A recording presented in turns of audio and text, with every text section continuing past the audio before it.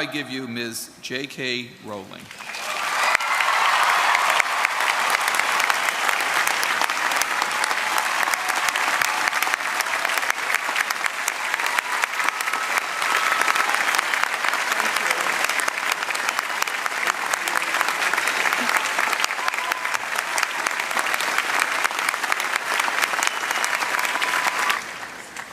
Delivering a commencement address is a great responsibility, or so I thought, until I cast my mind back to my own graduation. The commencement speaker that day was the distinguished British philosopher, Baroness Mary Warnock. Reflecting on her speech has helped me enormously in writing this one, because it turns out that I can't remember a single word she said.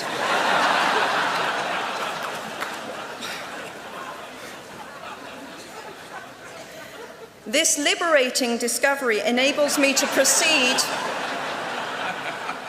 without any fear that I might inadvertently influence you to abandon promising careers in business, the law, or politics for the giddy delights of becoming a gay wizard.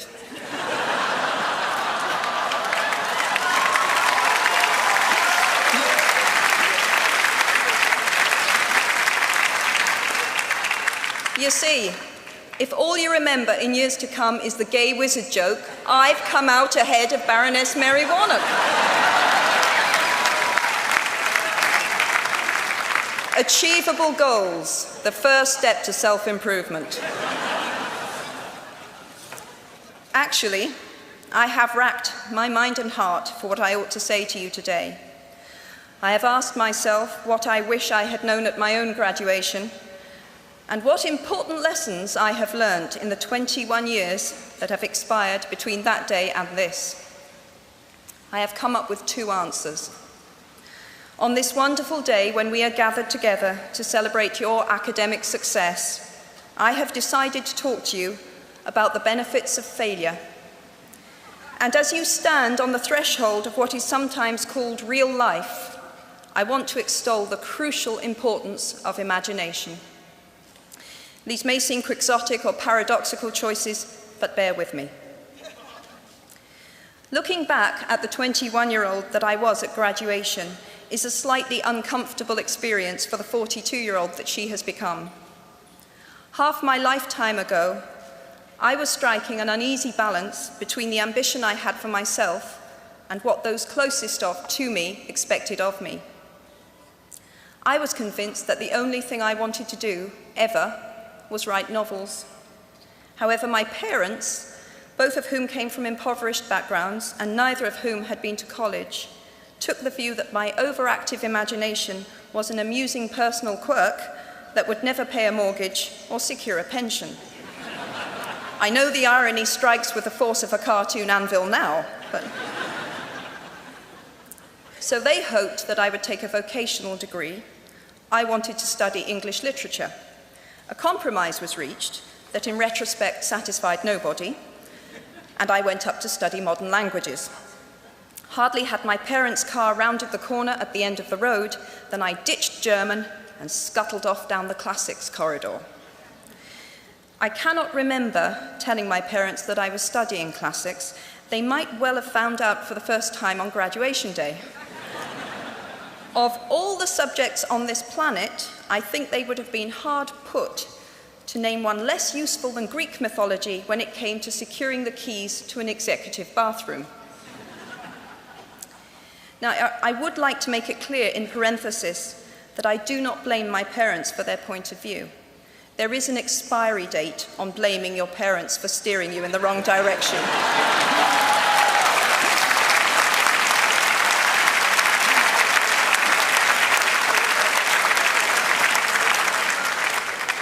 The moment you are old enough to take the wheel, responsibility lies with you. What is more, I cannot criticize my parents for hoping that I would never experience poverty. They had been poor themselves, and I have since been poor. And I quite agree with them that it is not an ennobling experience. Poverty entails fear and stress, and sometimes depression. It means 1,000 petty humiliations and hardships. Climbing out of poverty by your own efforts, that is something on which to pride yourself, but poverty itself is romanticized only by fools. What I feared most for myself at your age was not poverty, but failure. At your age, in spite of a distinct lack of motivation at university, where I had spent far too long in the coffee bar writing stories and far too little time at lectures, I had a knack for passing examinations, and that, for years, had been the measure of success in my life and that of my peers. Now, I am not dull enough to suppose that because you are young, gifted, and well-educated, you have never known heartbreak, hardship, or heartache.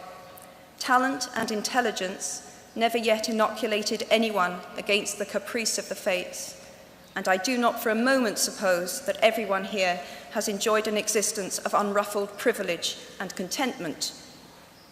However, the fact that you are graduating from Harvard suggests that you are not very well acquainted with failure. You might be driven by a fear of failure quite as much as a desire for success. Indeed, your conception of failure might not be too far removed from the average person's idea of success. So high have you already flown. Ultimately, we all have to decide for ourselves what constitutes failure. But the world is quite eager to give you a set of criteria if you let it. So I think it fair to say that by any conventional measure, a mere 7 years after my graduation day, I had failed on an epic scale. An exceptionally short-lived marriage had imploded, and I was jobless, a lone parent, and as poor as it is possible to be in modern Britain without being homeless. The fears that my parents had had for me and that I had had for myself had both come to pass. And by every usual standard, I was the biggest failure I knew. Now, I'm not going to stand here and tell you that failure is fun. That period of my life was a dark one, and I had no idea that there was going to be what the press has since represented as a kind of fairy tale resolution. I had no idea then how far the tunnel extended, and for a long time, any light at the end of it was a hope rather than a reality. So why do I talk about the benefits of failure? Simply because failure meant a stripping away of the inessential. I stopped pretending to myself that I was anything other than what I was, and began to direct all my energy into finishing the only work that mattered to me. Had I really succeeded at anything else, I might never have found the determination to succeed in the one arena where I believed I truly belonged. I was set free because my greatest fear had been realized, and I was still alive, and I still had a daughter whom I adored, and I had an old typewriter and a big idea. And so rock bottom became the solid foundation on which I rebuilt my life. You might never fail on the scale I did, but some failure in life is inevitable. It is impossible to live without failing at something, unless you live so cautiously that you might as well not have lived at all, in which case you fail by default. Failure gave me an inner security that I had never attained by passing examinations. Failure taught me things about myself that I could have learned no other way. I discovered that I had a strong will and more discipline than I had suspected. I also found out that I had friends whose value was truly above the price of rubies. The knowledge that you have emerged wiser and stronger from setbacks means that you are, ever after, secure in your ability to survive. You will never truly know yourself or the strength of your relationships until both have been tested by adversity. Such knowledge is a true gift, for all that it is painfully won, and it has been worth more than any qualification I ever earned. So given a time turner, I would tell my 21-year-old self that personal happiness lies in knowing that life is not a checklist of acquisition or achievement. Your qualifications, your CV, are not your life, though you will meet many people of my age and older who confuse the two. Life is difficult and complicated and beyond anyone's total control, and the humility to know that will enable you to survive its vicissitudes. Now, you might think that I chose my second theme, the importance of imagination, because of the part it played in rebuilding my life, but that is not wholly so. Though I personally will defend the value of bedtime stories to my last gasp, I have learnt to value imagination in a much broader sense. Imagination is not only the uniquely human capacity to envision that which is not, and therefore the fount of all invention and innovation. In its arguably most transformative and revelatory capacity, it is the power that enables us to empathize with humans whose experiences we have never shared. One of the greatest formative experiences of my life preceded Harry Potter, though it informed much of what I subsequently wrote in those books. This revelation came in the form of one of my earliest day jobs. Though I was sloping off to write stories during my lunch hours, I paid the rent in my early 20s by working at the African Research Department of Amnesty International's headquarters in London. There in my little office, I read hastily scribbled letters smuggled out of totalitarian regimes by men and women who were risking imprisonment to inform the outside world of what was happening to them. I saw photographs of those who had disappeared without trace, sent to Amnesty by their desperate families and friends. I read the testimony of torture victims and saw pictures of their injuries. I opened handwritten, eyewitness accounts of summary trials and executions, of kidnappings and rapes.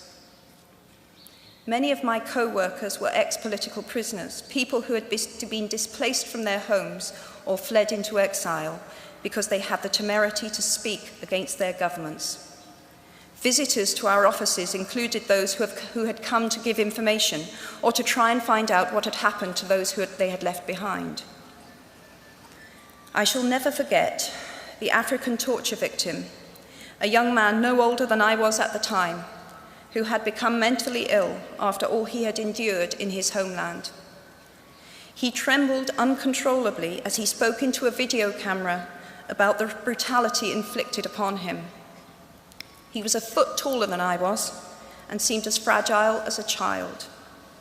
I was given the job of escorting him back to the underground station afterwards, and this man, whose life had been shattered by cruelty, took my hand with exquisite courtesy and wished me future happiness. And as long as I live, I shall remember walking along an empty corridor and suddenly hearing, from behind a closed door, a scream of pain and horror such as I have never heard since.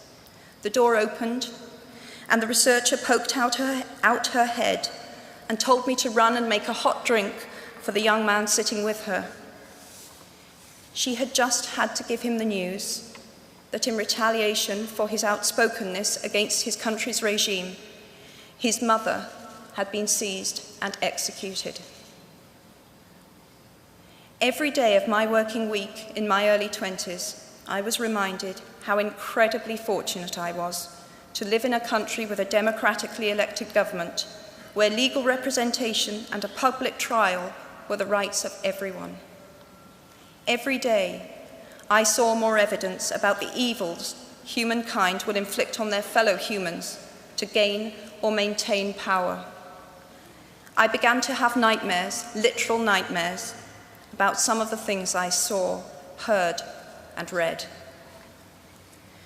And yet, I also learned more about human goodness at Amnesty International than I had ever known before. Amnesty mobilizes thousands of people who have never been tortured or imprisoned for their beliefs to act on behalf of those who have. The power of human empathy leading to collective action saves lives and frees prisoners. Ordinary people whose personal well-being and security are assured join together in huge numbers to save people they do not know and will never meet. My small participation in that process was one of the most humbling and inspiring experiences of my life. Unlike any other creature on this planet, human beings can learn and understand without having experienced. They can think themselves into other people's places. Of course, this is a power, like my brand of fictional magic, that is morally neutral. One might use such an ability to manipulate or control, just as much as to understand or sympathize. And many prefer not to exercise their imaginations at all. They choose to remain comfortably within the bounds of their own experience, never troubling to wonder how it would feel to have been born other than they are. They can refuse to hear screams or peer inside cages. They can close their minds and hearts to any suffering that does not touch them personally. They can refuse to know. I might be tempted to envy people who can live that way, except that I do not think they have any fewer nightmares than I do.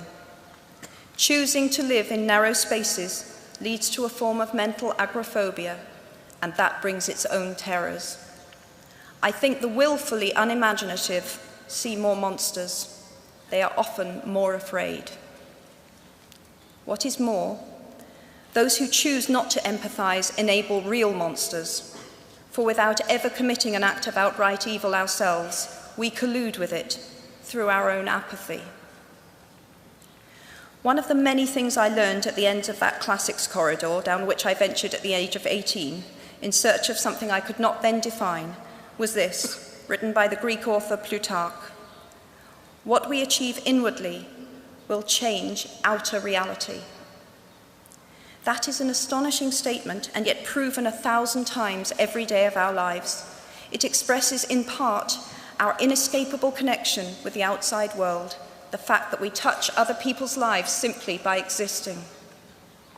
If you choose to use your status and influence to raise your voice on behalf of those who have no voice, if you choose to identify not only with the powerful but with the powerless, if you retain the ability to imagine yourself into the lives of those who do not have your advantages, then it will not only be your proud families who celebrate your existence, but thousands and millions of people whose reality you have helped change. We do not need magic to transform our world. We carry all the power we need inside ourselves already. We have the power to imagine better. I am nearly finished.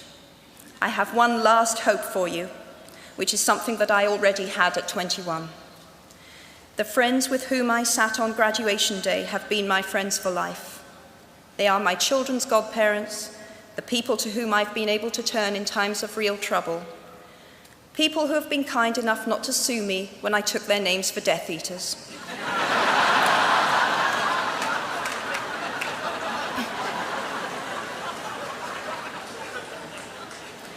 At our graduation, we were bound by enormous affection, by our shared experience of a time that could never come again, and of course, by the knowledge that we held certain photographic evidence that would be exceptionally valuable if any of us ran for Prime Minister. So today, I wish you nothing better than similar friendships. And tomorrow, I hope that even if you remember not a single word of mine, you remember those of Seneca, another of those old Romans I met when I fled down the classics corridor in retreat from career ladders in search of ancient wisdom. As is a tale, so is life. Not how long it is, but how good it is what matters. I wish you all very good lives. Thank you very much.